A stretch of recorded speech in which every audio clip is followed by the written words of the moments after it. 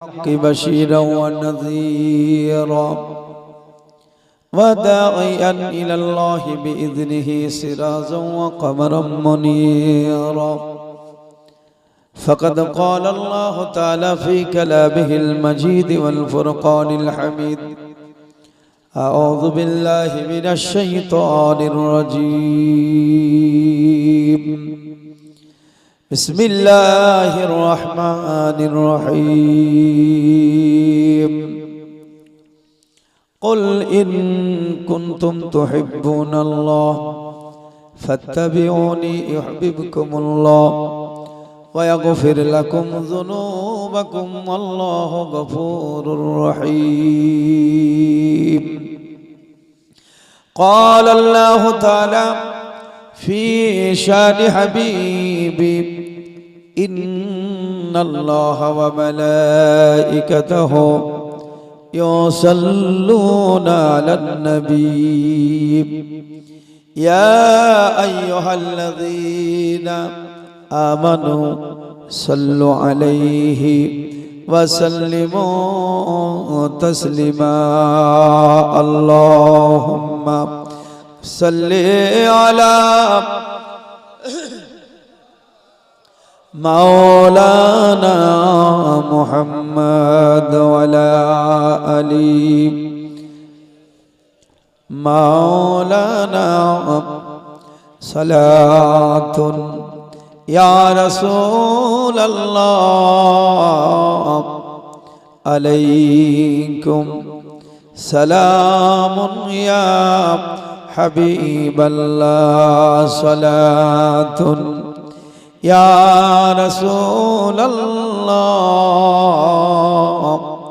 عليكم سلام يا حبيب الله. بلغ العلا بكماله كشف الدجى بجماله حسنت جميع خصاله. صلوا عليه وآله. اللهم صل على مولانا محمد وعلى آل سيدنا مولانا. मुझे कुछ मिले या ना मिले, मोहम्मद मिले सल्लल्लाहु अलैहि वसल्लम. मुझे कुछ मिले या ना मिले, मोहम्मद मिले. यानी ओह शाही जिसे अल्लाह मिले. बलगुल उला बि कमालिही कशफत दुजा बि जमालिही हसनत जमीओ खिसालिही. सल्लो अलैहि व आलिही. अल्लाहुम्मा सल्ली अला सय्यिदिना मौलाना मुहम्मद वला आलि सय्यिदिना मौलाना मुहम्मद सल्लल्लाहु ताआला अलैहि वसल्लम.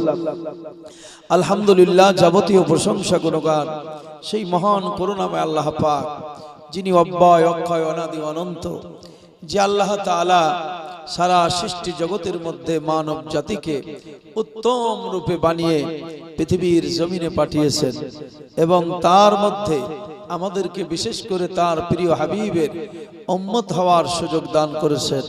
আমরা সেই মর্মে মহান মাবুদের শুকরিয়া আদায় অর্থে সকলেই তার পবিত্র কালামুল্লাহ কোরআন মাজিদের ভাষায় সকলেই ভক্তি সহকারে প্রাণ খুলে মহব্বতের সাথে শুকরিয়া আদায় করি, বলি আলহামদুলিল্লাহ। আর একটু ভক্তি সহকারে বলুন আলহামদুলিল্লাহ। তারপরে পরে সেই নবী, যে নবীর উম্মত হওয়ার জন্য নবীর পূর্বে যে নবী ছিলেন হযরত ঈসা আলাইহিস সালাম, ঈসা আলাইহিস সালামকে খ্রিস্টানরা যিশু বলে, আমরা কোরআন মাজিদের মধ্যে যিশুর নাম পেয়েছি ঈসা। ওনার মাতার নাম হলো মারিয়াম। খ্রিস্টানরা তাকে মেরি বলে সম্বোধন করে। কোরআন মাজিদের মধ্যে সূরা মারিয়াম মানে ঈসা আলাইহিস সালামের মায়ের নামে একটি সূরা রয়েছে, সূরাটির নাম হলো মারিয়াম। তো হযরত ঈসা আলাইহিস সালাম উনি একজন নবী এবং রাসূল। চারজন বিখ্যাত নবীদের মধ্যে ঈসা আলাইহিস সালাম হচ্ছেন একজন। মুসা আলাইহিস সালাম, দাউদ আলাইহিস সালাম, ঈসা আলাইহিস সালাম আর দয়াল নবী মুহাম্মদুর রাসূলুল্লাহ সাল্লাল্লাহু আলাইহি ওয়াসাল্লাম। এই ঈসা আলাইহিস সালামও ছিলেন রাসূল। তাফসীরে নাঈমের মধ্যে আমি পড়েছি নবী পাক সাল্লাল্লাহু আলাইহি সাল্লাম পর্যন্ত, আদম আলাইহিস সালাম থেকে নবী পাক পর্যন্ত 313 জন হলেন রাসূল, আর বাদবাকি সব হলেন নবী। ইনারা নবী এবং রাসূল। নবীর সংখ্যা রাসূলের থেকে কম, রাসূলের সংখ্যা মাত্র 313 জন, আর নবীর অসংখ্য সংখ্যা, অসংখ্য। এক কথায় 1 লক্ষ বা মতান্তরে, আমি সময়তে ভাবি 1 লক্ষ মতান্তরে 2 লক্ষ কি করে হয়? ভুল ভালো হলে 2-4টা হবে কি গো? এত এত ভুল হবে যে 1 লক্ষ, আপনি 1 লক্ষ টাকা গুনতে গিয়ে যদি আপনার শর্ট হয় বা ভুল টুল হয়, তো আমার মনে হয় কত হাজার হতে পারে? টোটাল 1 লক্ষই ভুল হবে যদি আপনাকে একটা টাকা গুনতে দেওয়া হয়, একটা বান্ডিল যে 50,000 টাকা গণতো। আপনি খুব জোর ভুল করলে আমার মনে হয় 2-1টা ভুল করবেন, টোটালে 5টা ভুল আপনার হবে না, ঠিক কিনা? তাহলে আমার মনে হয় 1 লক্ষ মতান্তরে 2 লক্ষ, এগুলো কিতাবে লেখা আছে, আমি পড়েছি মতান্তরে 2 লক্ষ। কিন্তু এটা আমি ভাবি যে মতান্তরে 2 লক্ষ না হইয়া এক কথায় যদি আমরা বলি অসংখ্য নবী, এখন গণনার প্রয়োজন নাই, তাই কিনা? অসংখ্য নবী, অসংখ্য নবী রাসূল আল্লাহ পাক পৃথিবীর জমিনে পাঠিয়েছেন। তার মধ্যে 313 জন হচ্ছেন রাসূল। এই 313 জনের মধ্যে আবার 4 জন হচ্ছেন সব থেকে বড় বা বিখ্যাত। মুসা পয়গম্বর, দাউদ পয়গম্বর, ঈসা রুহুল্লাহ আলাইহিস সালাতু ওয়াস সালাম, আর আপনার আমার নবী দয়াল নবী মুস্তাফা মুহাম্মদুর রাসূলুল্লাহ সাল্লাল্লাহু তাআলা আলাইহি ওয়াসাল্লাম। আমরা নবীর নাম পড়ি বা শুনি সাল্লাল্লাহু আলাইহি সাল্লাম বলার সাথে মুখে বা ঠোঁটে চুমা দিয়ে আপনার চোখে লাগাই, এটা বা অনেকেই সহ্য করতে পারে না। হ্যাঁ, না ওকে করে না করে বাবাজি, ওটা আমার বলার দরকার নাই। হ্যাঁ, মানে এগুলো কিছু মানুষের সহ্য হয় না, কিছু মানুষ আছে। এখন কারা আছে সেটা অত ভেঙে আমার বলার প্রয়োজন নাই, ওটা আপনি বুঝবেন। হ্যাঁ, এ হচ্ছে ব্যাপার। তো কিছু মানুষ আছে তারা আবার নিজেকে দাবি করে আমরা খাঁটি মুসলমান, পাকা মুসলমান, আমরা জান্নাতি দল। অথচ এটা যদিও বা মুস্তাহাব, মুস্তাহাসান, আপনি না করলে যে গুনাহ হবে এমনটা নয়, এটা ভাববেন।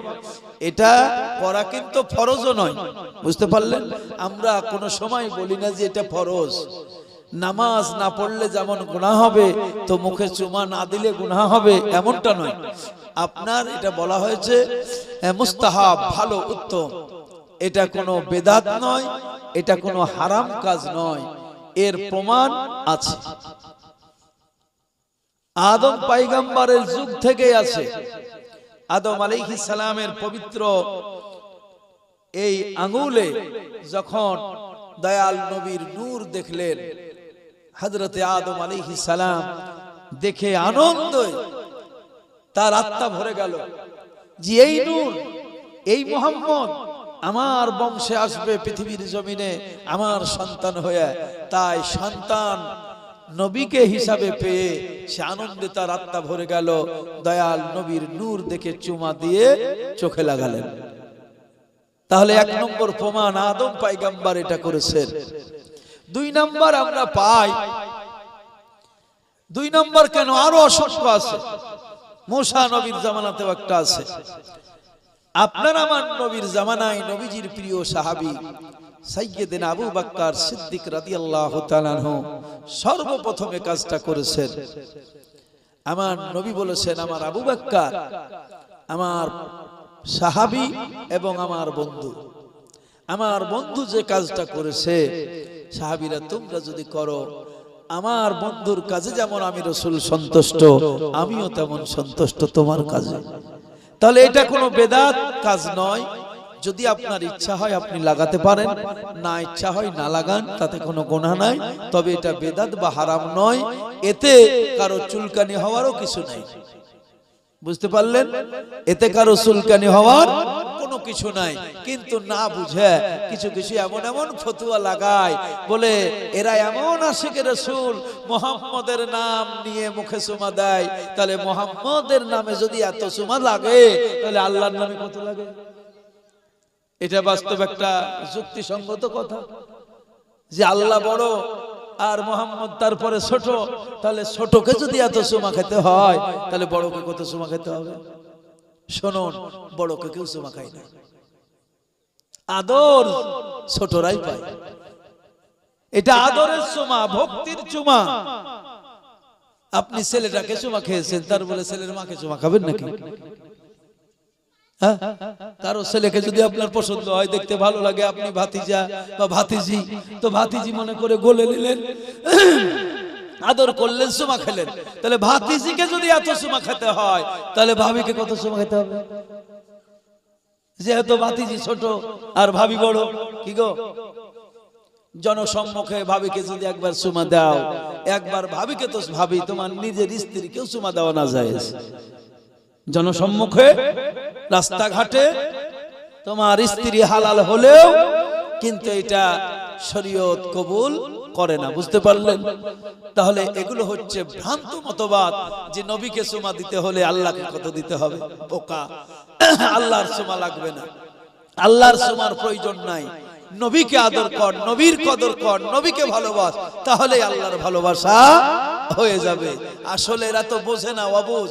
হাদিস কোরআন পড়ে কিন্তু বুঝতে পারে না, না বুঝে আজে বাজে আপনার বকে।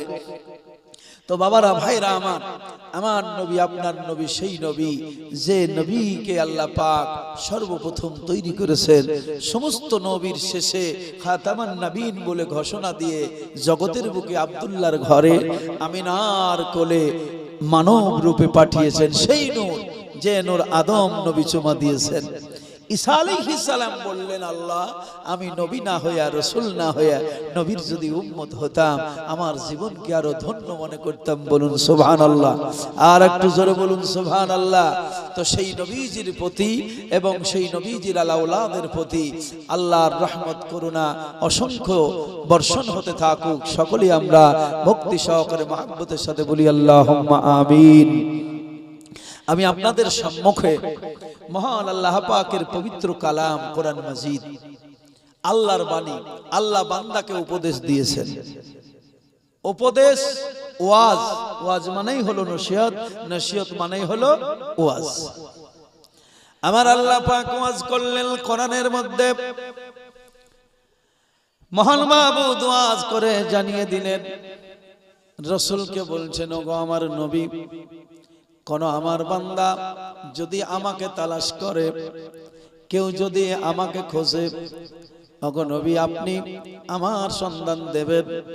আর পৃথিবীর জমিনে আদম থেকে নবী পর্যন্ত যত নবী রাসূল এসেছেন, সমস্ত নবী রাসূল আল্লাহর খোঁজ দিতে এসেছেন। লা ইলাহা ইল্লাল্লাহ, এই শব্দটা প্রত্যেকটা নবীর, আদম পয়গম্বর থেকে দয়াল নবী পর্যন্ত যত নবী এসেছেন, সমস্ত নবী এই সংবাদটাই দিয়েছেন, এ আল্লাহর বান্দারা, তোমরা সেই আল্লাহ বাদ দিয়ে কাকে তোমরা পূজা করো। বর্তমান মিডিয়ায় এই কিছুদিন থেকে বা কয়েকদিন থেকে একটা খবর খুব ভাইরাল চলছে সালমান খানের অপরাধ হলো হরিণ মারা। এটাকে কেন্দ্র করে বিরাট এক তাণ্ডব চলছে ভারতের মাটিতে।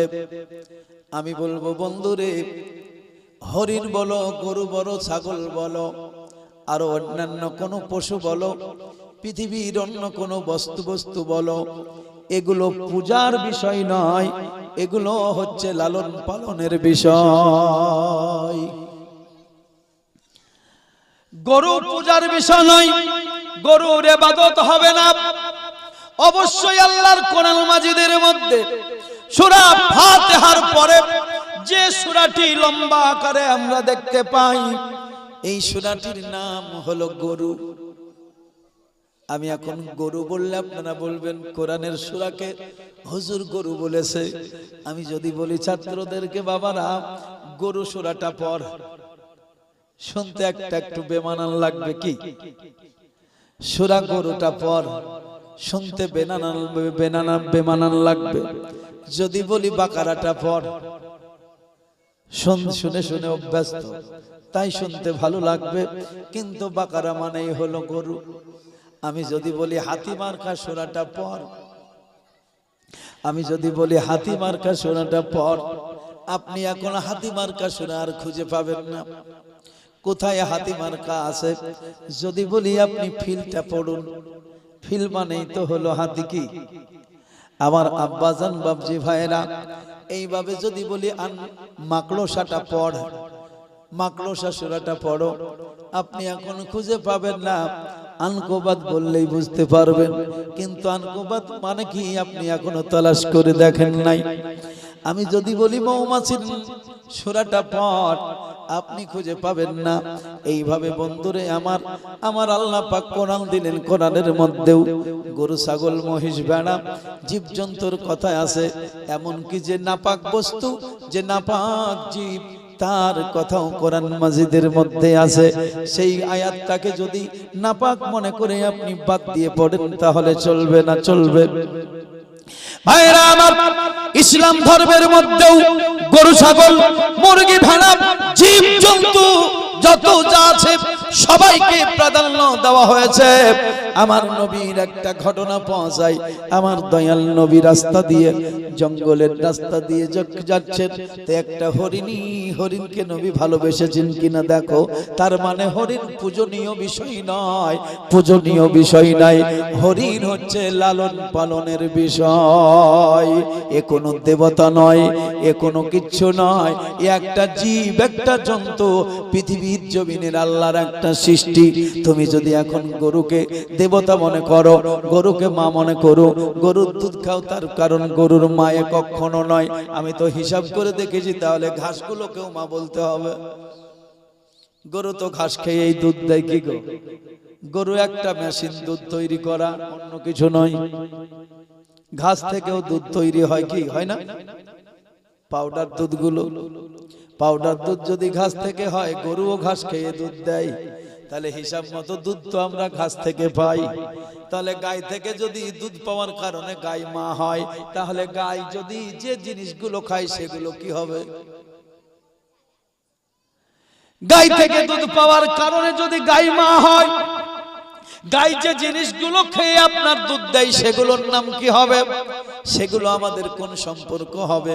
বন্ধুরে আমার, এগুলো হচ্ছে মূর্খদের কথা। আমার নবীও তো ছাগল চড়িয়েছেন, ছাগল ভালোবেসেছেন। ঈসা পয়গম্বর তো ভেড়া ভালোবেসেছেন, কি বলেন? ভেড়ার পাল চড়িয়েছেন ঈসা পয়গম্বর। কৃষ্ণ যদি গরু চড়ায়, আমার নবী ছাগল ভালোবেসেছেন। কৃষ্ণ যদি আপনার গরুর রাখাল হয়, গরুর অভিভাবক হয়, আমার নবীও তো ছাগলের অভিভাবক ছিলেন। হিসাব মতো ছাগল লালন পালন করেছেন।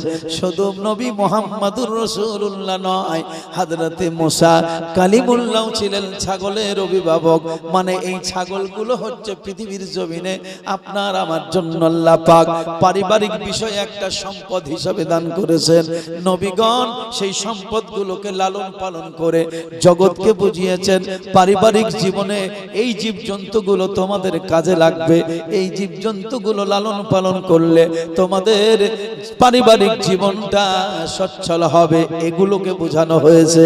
বন্ধুরে আমার, ছাগল নবী ভালোবাসতেন, মা হালিমাতুস সাদিয়া ছাগল পুষতেন। তার মানে এটা নয় ছাগল পোষা ফরজ। এইভাবে নিলে হবে না। আপনার ব্যক্তিগত জীবনে ছাগল গরু মুরগি আপনি পুষতে পারেন, এটা লালন পালনের বিষয়, এটা ইবাদতের বিষয় নয়, এটা এরা কোনো ইলাহা নয়। ছাগলের মালিক যিনি, আপনারও মালিক তিনি।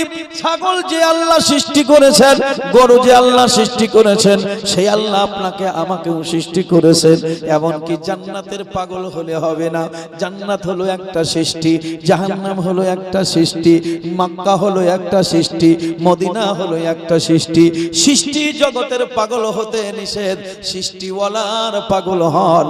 আল্লাহকে পেতে হলে দয়াল নবীকে দিয়ে আল্লাহ পাক পরিচয় করিয়ে দিয়েছেন। ওরে জগতের বান্দারা তোমরা শোনো, ছাগল লালন পালনের বিষয়, পশু লালন পালনের বিষয় ইলাহা নয়। ইলাহাকে আল্লাহ পাক বলেন বিসমিল্লাহির রহমানির রহিম, কুল আউযু বিরাব্বিন নাস।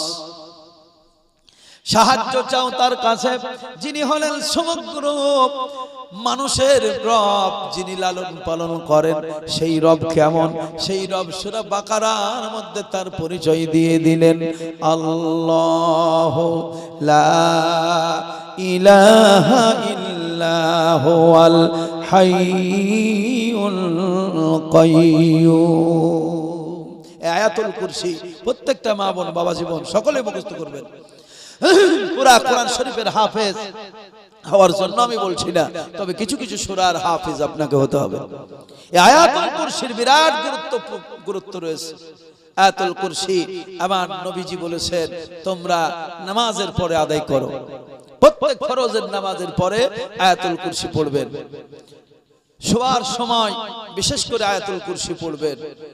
অনেক গুরুত্বপূর্ণ ফজিলতপূর্ণ আয়াত আল্লাহ পাক কোরআন মাজিদের মধ্যে আমাদেরকে দান করেছেন। এগুলো মুসলমান হিসাবে বাবা পুরা কোরআন পড়ে হাফেজ হইয়া আপনাকে ইমামতি করা ফরজ নয়, বক্তব্য দেওয়া আপনার জন্য ফরজ নয়, তবে বক্তব্য রাখতে হবে, বক্তা থাকতে হবে। তা না নিরাল দিবে কে?